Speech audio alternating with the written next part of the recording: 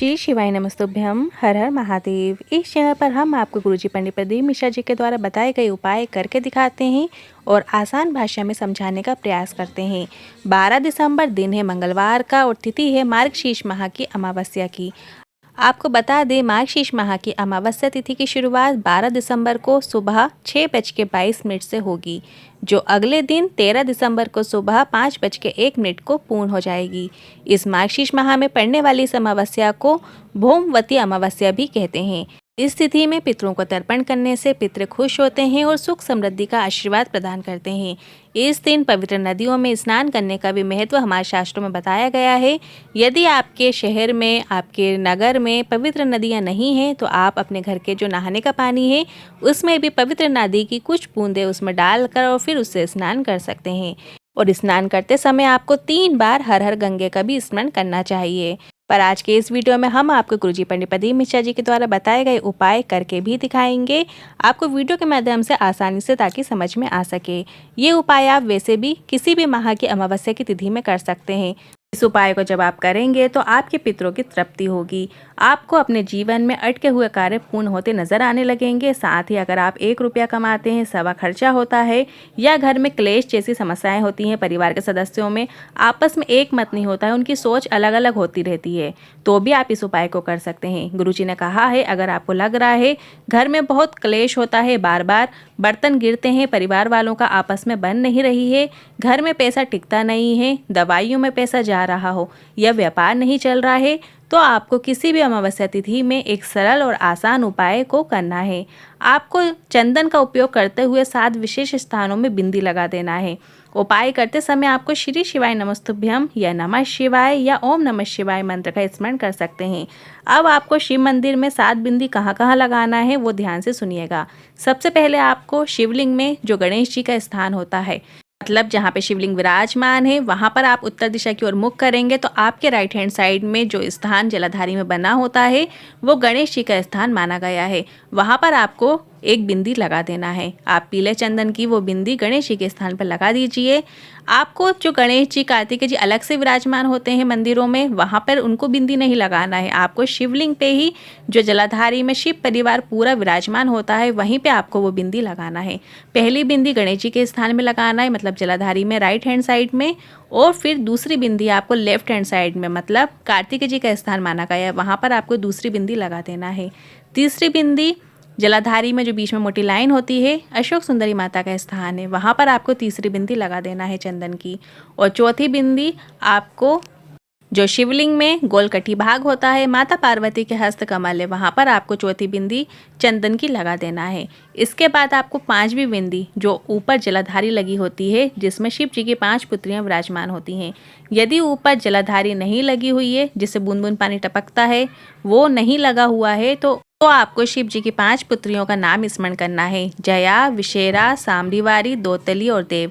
5 पुत्रियों का नाम स्मरण करते हुए आपको वो बिंदी शिवलिंग के ऊपर ही लगा देना है। इसके बाद 6वीं बिंदी आपको जो नंदी जी विराजमान है, वहाँ पर उसके जो 2 सींग हैं, उनके दोनों सींगों में आपको लगा देना है।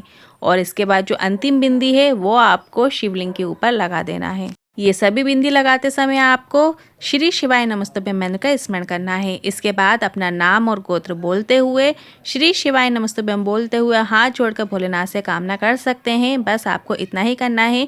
या आप किसी भी माह की अमावस्या तिथि में कर सकते हैं, पर ये मार्गशीर्ष का महीना चल रहा है, बहुत ही पावन महीना है, तो इस अमावस्या पे भी आप इस उपाय को ज़रूर कीजिएगा। ये अमावस्या तिथि 12 दिसंबर के दिन पड़ रही है।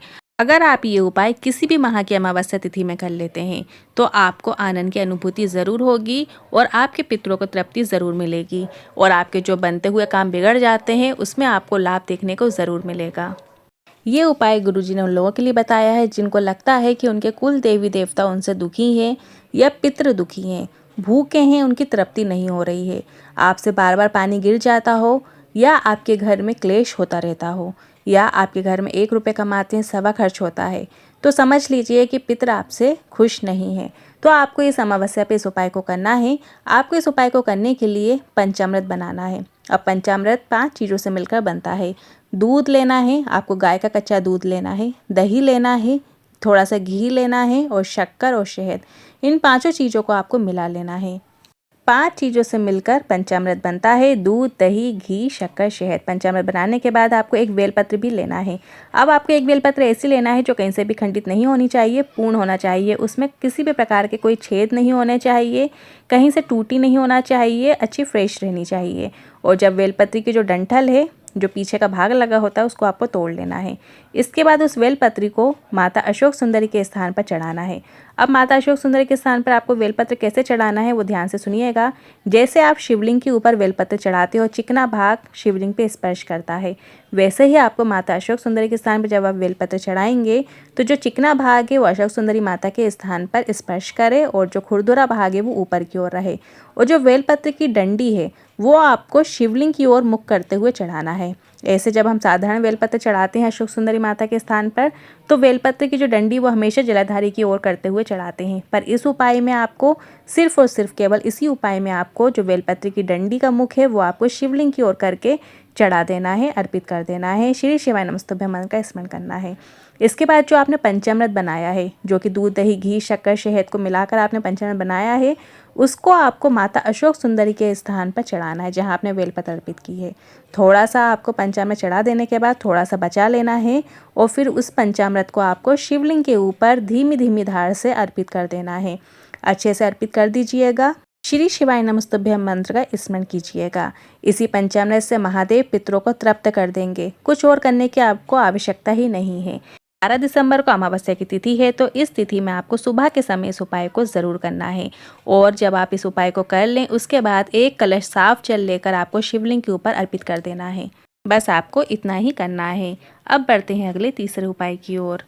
जब भी आप रसोई घर में रोटी बनाते हैं, पूड़ी बनाते हैं, मतलब कल 12 दिसंबर है, आपने जो रोटी बनाई है या पूड़ी बनाई है, आपके घर में आपने जो भी बनाया है, मान लीजिए आपने कल रोटी बनाई है, तो आपको पहली रोटी जो आपने बनाई है वो आपको गाय के निमित्त निकालनी है।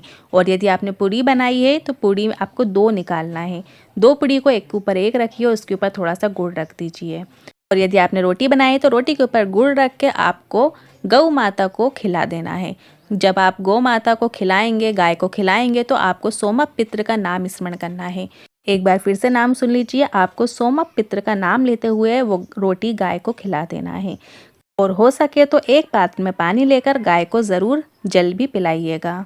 कल अमावस्या के दिन आप किसी को खाना खिलाएं या ना खिलाएं, पर आपको गौ माता के लिए ये भाग ज़रूर निकालना है। इससे भी आपके पितरों की तृप्ति होती है। इन तीनों उपायों में से जो उपाय आप आसानी से कर सकें, कल के दिन अमावस्या के दिन इस उपाय को आप ज़रूर कीजिएगा। आज के इन उपायों से जुड़े मन में कोई सवाल या क्वेश्चन है तो आप कमेंट बॉक्स के जरिए पूछ सकते हैं। वीडियो थोड़ा भी उपयोगी लगा हो तो वीडियो को लाइक करके कमेंट बॉक्स में हर हर महादेव ज़रूर टाइप कीजिएगा। श्री शिवाय नमस्तुभ्यं।